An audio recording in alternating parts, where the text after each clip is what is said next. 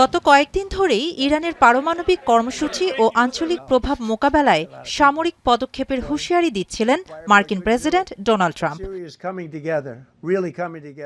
মধ্যপ্রাচ্যের সামরিক শক্তি মোতায়েনেরও নির্দেশ দেন তিনি।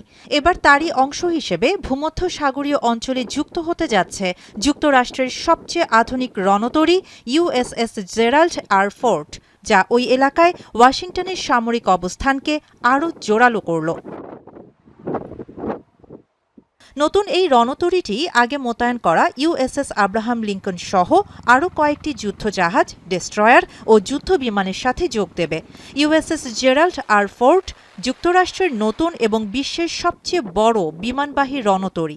এটি পারমাণবিক বিদ্যুৎ চালিত, যেখানে ৭৫টিরও বেশি যুদ্ধ বিমান থাকতে পারে। আগামীর অগ্রগতির ভিত্তি আনোয়ার ইস্পাত, স্ট্রংগেস্ট স্টিল সিন্স 1978, যার মধ্যে F-18 সুপার হর্নেট এবং রাডার সংবলিত E-2 হক আই বিমান অন্যতম।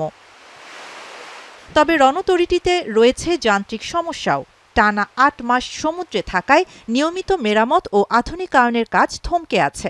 এছাড়া ভ্যাকুয়াম পয়ঃনিষ্কাশন ব্যবস্থাও বিকল হয়ে পড়ছে বারবার। এতে ব্যাহত হচ্ছে নাবিকদের জীবনযাত্রা। তবে রণতরীর অভ্যন্তরীণ এই সমস্যা প্রেসিডেন্ট ট্রাম্পের সামরিক সিদ্ধান্তে প্রভাব ফেলবে না বলে মনে করেন প্রতিরক্ষা বিশ্লেষকরা।